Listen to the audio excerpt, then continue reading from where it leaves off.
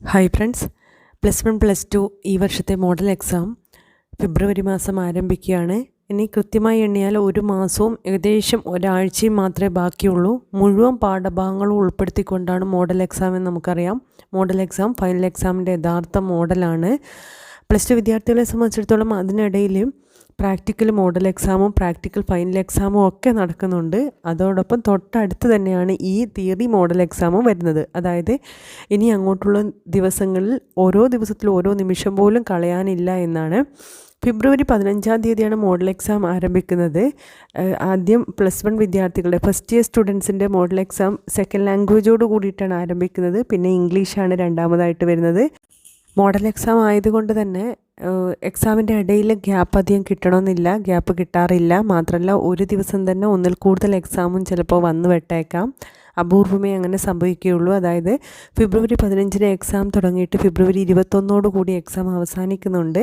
അപ്പോൾ അതിൻ്റെ ഇടയിൽ എക്സാം കംപ്ലീറ്റ് ചെയ്യേണ്ടിയിരിക്കുന്നുണ്ട്. അതായത് ടൈം ടേബിൾ എന്നതിനപ്പുറം മോഡൽ എക്സാമിൻ്റെ ടൈം ടേബിൾ എപ്പോഴും ടൈറ്റ് തന്നെയായിരിക്കും. അതിനപ്പുറം നമ്മൾ അപ്പോഴേക്കും മുഴുവൻ പാഠഭാഗങ്ങളും പഠിക്കാൻ വേണ്ടി ശ്രമിക്കുക. എന്നിട്ട് നമ്മൾ എഴുതി ശീലിക്കുക.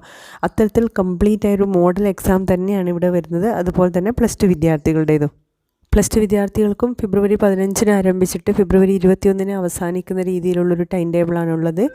അപൂർവം ചില ദിവസങ്ങളിൽ, അതായത് ഈ ചുരുങ്ങിയ ദിവസത്തിനുള്ളിൽ നമ്മുടെ 6 പേപ്പറും എക്സാം കംപ്ലീറ്റ് ചെയ്യേണ്ടത് കൊണ്ട് തന്നെ ചിലപ്പോൾ ചില ഓപ്ഷനിലുള്ളവർക്ക് ഒരു ദിവസം 2 എക്സാം വന്നേക്കാം.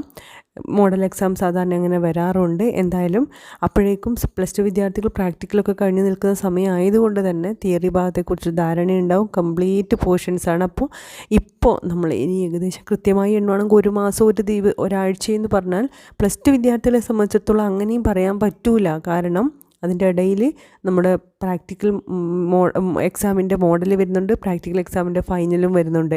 സയൻസ് വിദ്യാർത്ഥികളെ commerce, humanities, science biology science ഒക്കെ ആണെങ്കിൽ botany, zoology, physics, chemistry, maths 5 പ്രാക്ടിക്കലാണ് അറ്റൻഡ് ചെയ്യേണ്ടത്. 5 ദിവസം മോഡൽ എക്സാമും അറ്റൻഡ് ചെയ്തേണ്ടി വന്നേക്കാം, 5 ഫൈനലും വന്നേക്കാം. അപ്പോൾ ഇതിൻ്റെ ഇടയിൽ എക്സാമിൻ്റെ 10 ദിവസം ഇനി മുന്നോട്ടുള്ള ദിവസങ്ങളിൽ പ്രാക്ടിക്കൽ എക്സാമിൻ്റെ 10 ദിവസം ഓൾറെഡി നമ്മളെടുക്കുന്നത് പോയി കഴിഞ്ഞു.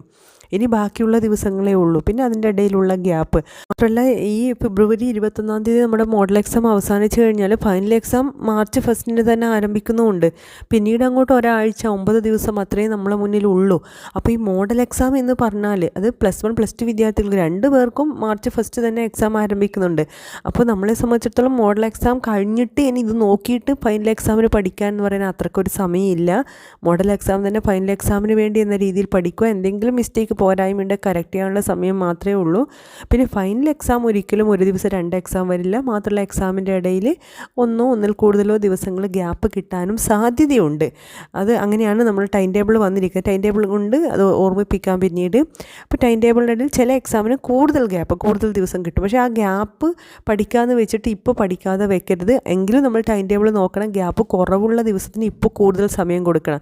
അവിടെ ഗ്യാപ്പ് ഉള്ളതിന് ഇപ്പോൾ അധികം സമയം ചിലവഴിക്കേണ്ട, എങ്കിലും ഒട്ടും നോക്കാതെ വിടരുത്.